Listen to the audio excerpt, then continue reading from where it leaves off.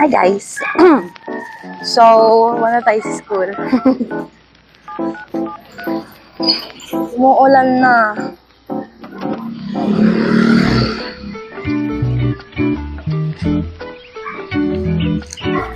I'm really not sure if you can hear me. Hopefully sana, kasi ito yung mic. Because I can't really hold it kasi I'm just gonna cross my fingers na hindi siya mababasa. God help. Bigla kasing umulan out of nowhere. Okay, so we're in the jeep na and yeah. Actually kanina, iniisip ko, sabi ko, if walang dumaan na jeep, pupunta sa ruta kung saan ako sasakay. I was about to ride the bus. So, kasi actually mas suitable yung bus kapag, whenever na umuulan talaga. Kasi it's not really that hard. And it's really suitable talaga since nasa loob ka talaga ng sasakyan.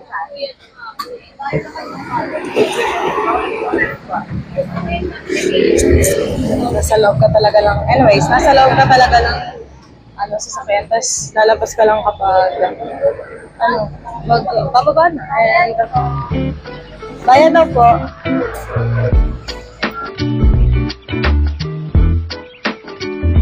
So, ayan, pinupuno nila yung jeep.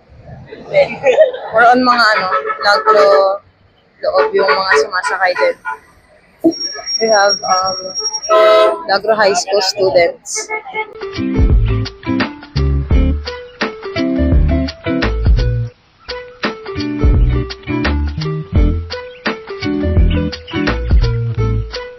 Kaka-open ko lang, sarado pala yung mic ko.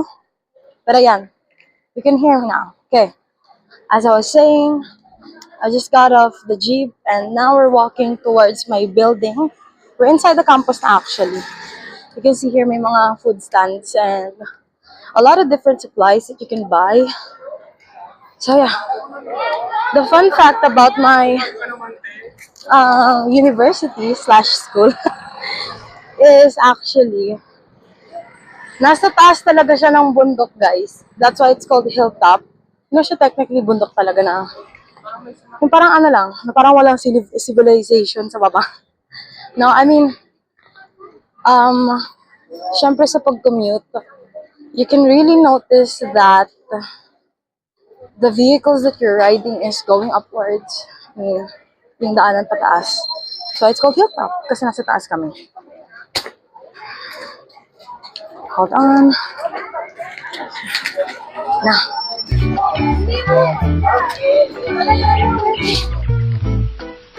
This is what I have to deal with every Tuesday and Friday. Actually, siya ganun kadami. Pero, if you really think about it, like, someone like me who doesn't really do exercises, this is pretty tiring. Especially on the legs. Because bro, talaga ako mag-exercise sa legs. Now, we just entered the building.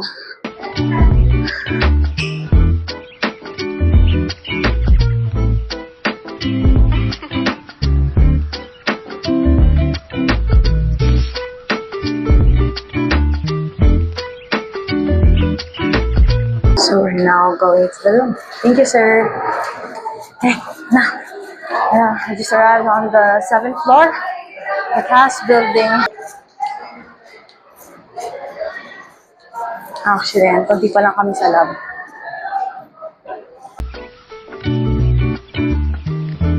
Hi guys. Say hello. Hello. So we're here with Blessed. Ito kami guys. So si Ate Blessed talaga usually yung kasama ko pag kasi minsan maaga kami pumapasok. Ate, harap mo sa amin yung cam. Nakarap na, hi guys. Hello. Inantay namin ma-export yung grades namin. Sporting. Namatay. Bebe. Ito. Open mo. Check namin guys kung tapos na ba. Hala! Uy. Ano dyan? Uy. Guys, kung sino man may mabilis sa data sa inyo, pahiram, maawa kayo. Awa na lang. Awa na lang guys. Ay, Bini Jo. Hello po. Uso ka naman. Huwag mo nang takpan. What's up, guys? Kausapin natin ang mga medtech students. Okay. What's the hardest subject po in this sem? Kem. Ano po, Kem? Bakit, Kem? Bakit, Kem? Ewan ko. Ito. What's the hardest subject for this sem? Meron ba? Sana all po, kaya lahat. What's the hardest subject for this sem? Lahat. Hardest subject? For me, put the minimum amount of materials in the wood required for the current operation. Aga, what's the hardest subject for you this time? Man ba? Oh, grabe guys. Pasensya na mga dean's list kasi yung dalawang yan guys. Mga dean's list yan. Pagpasensyaan nyo na. Ikaw, Jack, what's the hardest subject this sem? Wala. Oh, pasensya na gahila. Nanliliit ako. Pare-pares kasi kayo mga In Easter, single digit. Guys, nakaka-bad trip kasi nag-retry yung kanina pa namin ina-export na grades, which is video graphics. O, di ba? Yay! Tingnan nyo. Ayan, countdown. Hi guys. Hi guys. Pwede kayo ma-interview. Magtatanong lang po. What's the hardest subject for you this sem? All, charot. Anong tanong? What's the hardest subject for you this sem? MLSP. Ikaw, what's the hardest subject for you this sem? Anafi. Anong hardest subject sa'yo this sem? Anapi and chemistry. Exclusive interview. Kasama natin guys yung VP ng Ano po yung hardest subject for you this sem, Ate P? MLSP. MLSP daw sa kanya guys. So, sisiw lang kanya yung Anapi guys. Baka dislist na sila, hindi sila nahihirapan. Hi guys, I just got off school.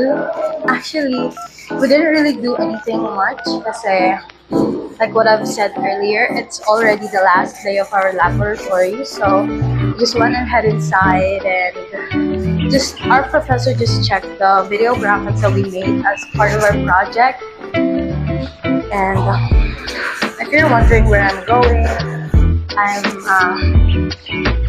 gonna tour around the school, university. I'm just walking kasi ayoko na mag-wait din sa elevator. There's too many of them. I feel like this is a good exercise rin naman. Kasi niya tahimik kasi most of the students are still in class. Parang ikot lang tayo. Feeling ko may naiwan ako. Pero feeling ko rin at the same time wala. So you should see around our school kasi it's a bit cool. See, it's Christmas. Diba? There's a lot of decorations. And event out done. Flare bartending. I think that's for HRM students. Not quite sure. And over here naman, we have the Christmas tree. It's decorations, lanterns I see. There's some umbrella. It was mentioned to me that yung purpose ng umbrella is for senior high schools kasi they have performing something on their feet. I think you should see. So, right now. Yung other decorations for other events, hindi pa natatanggal. Like this one. That was for United Nations nung nagkaroon ng event dito. So, yan. Yung building na yan, etong building. That is SJB building. Nandyan rin yung theater. Stadium ata yun. May events. So, pupunta tayo ngayon sa bilihan ng snacks. Actually, I want iced coffee. Meron ako so we're still inside the campus, but I just, got off. Kakaalis lang natin ng mga buildings. There's actually a lot of buildings here kasi super dami. May na kayo? Ingat. So yun guys. Classmates. So, ito. Ano yan? Food stands. Actually, the one that we're gonna buy something is nasa may baba. It's one of the buildings. Here, we're approaching another food court. Maraming nagbebenta dito guys. Super dami. Ito. One Top Hill Food Park. Me and my friends used to buy here. Masarap din kasi yung mga foods dyan. Marami. Nandito tayo sa Sushi Yeta. Hi ma'am! Nagbablog ako. So, bili tayo ngayon ng iced coffee kasi may loyalty card ako dito. And I want it to be filled with signatures para they have a little bit of marketing strategy na magkakaroon kayo ng free drink afterwards. Nila. Ito po.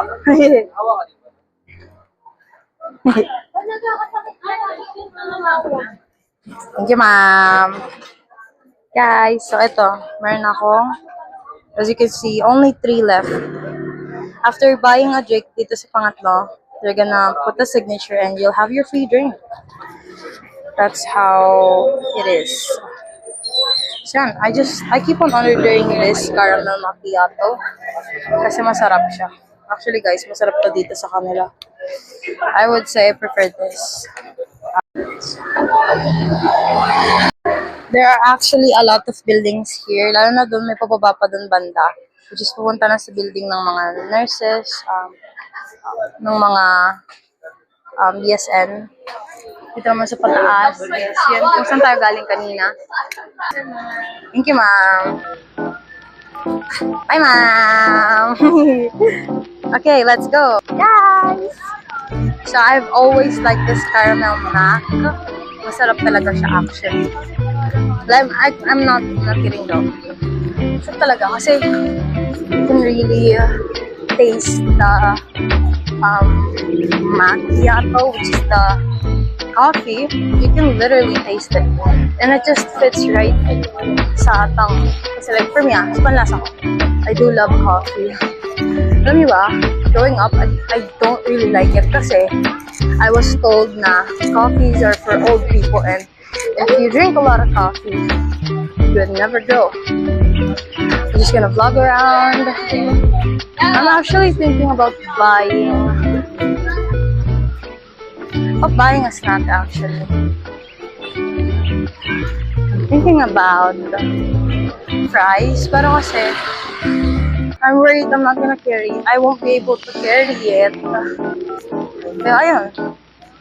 I think coffee is just enough for now. And it's really okay. Siguro I'll set up my cam so I can open the straw and just like put it. I think we're gonna go home later. We're gonna go home na later. Pero I do want to just go around and video. Ano tayo ngayon?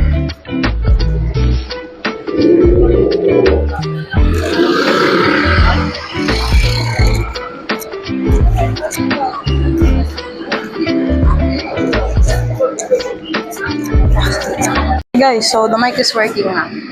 I think I'm gonna go see muna. Parang gusto ko ng fries kasi.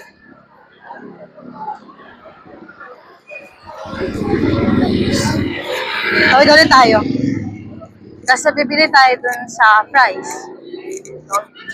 Pero the small little vlog. It's actually an alone vlog kasi as you can see, I don't have anyone alone. No, I did not mean that in a very bad way. I just think that I do when alone. But I have my coffee. I got this at Societa Cafe. Societa Cafe. But their coffee is great. It's actually really great coffee. It's caramel macchiato and it's not that expensive, but I would say it's a great coffee. It's a great flavor. Bili tayo ng fries.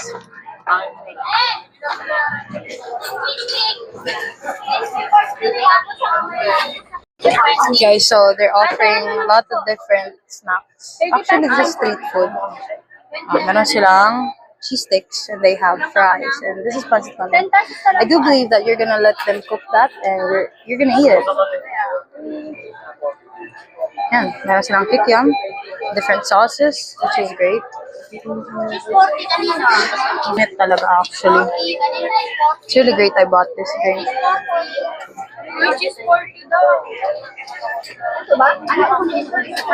Init.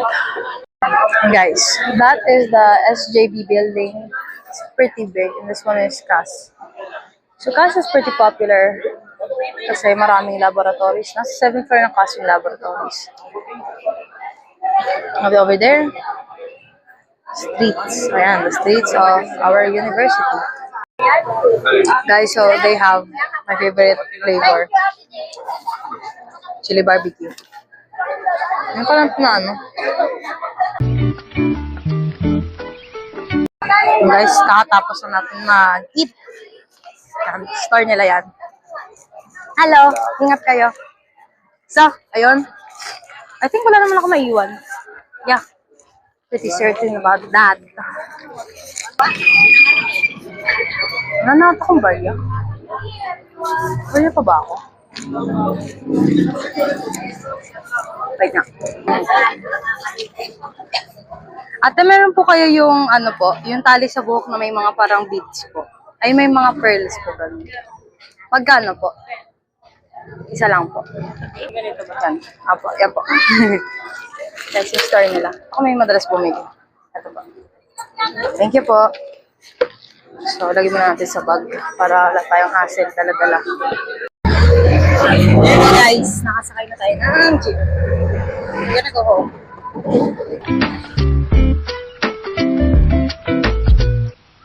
Actually, dito, there's a lot of different places you can eat. Maraming restaurants dito. Okay, so the reason why I sat here sa may harapan is para makapag-view ng tayo sa surroundings. Kasi maraming yung dadaanan.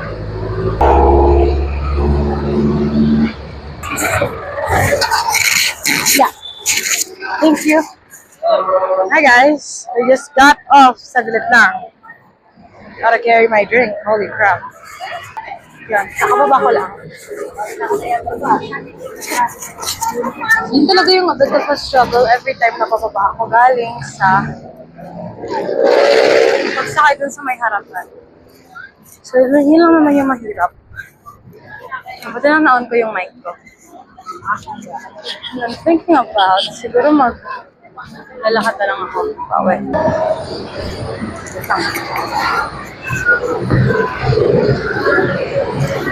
Let me check how much money I still have. Go. Check out how much money I still have. The question is, would it be enough? So, meron akong 60.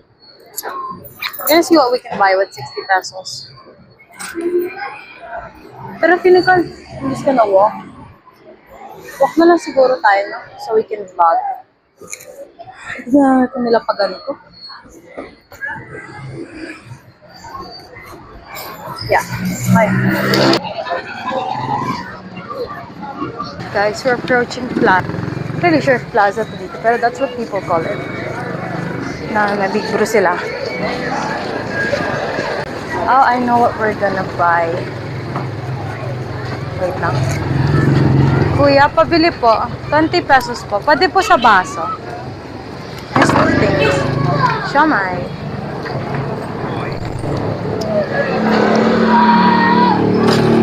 Sarap. Sundog.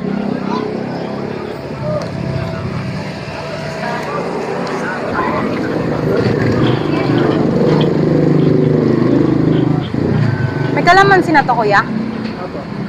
Okay. Ito na. Use this. Yun na. Thank you. Sarap. Bro, I love eating this as a kid. Kasi, when I was a kid, this is like one of the only things that I can buy. Kasi, at piso ata, you can eat, you can have two. We're gonna taste test this later. We're gonna try and see what it tastes like. I feel like it's gonna taste good. Kasi I've already tasted a lot of different vendors that sell stuff like this. This is actually what they call siomai karton. Hindi ka talaga alam ba tawag nila siomai karton. Pero sabi daw dun sa nabasa ko, it's called siomai karton because it looks like carton. Alam niyo yung ano? Basta, ewan ko eh. Guys, taste test natin. Masyado siyang malambot.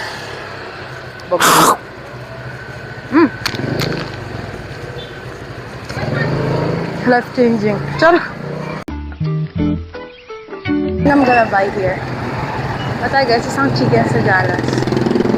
Yun. Bili po. Isa lang po. Ito na big ka.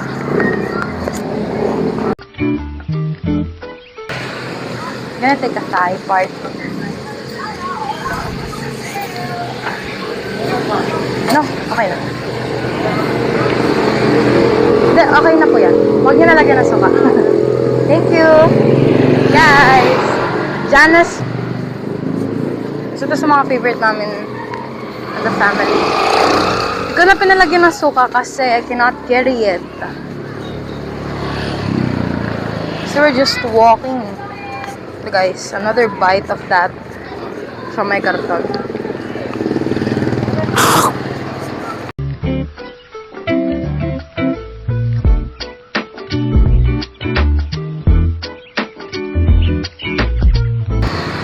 Last bite na, guys.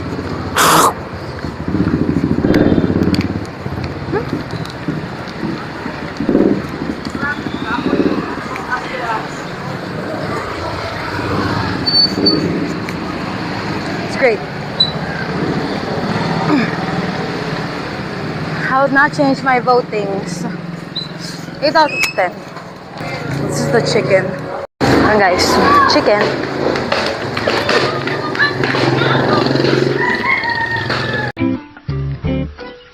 Kasi, ang juicy niya. Napaso yung labi ko.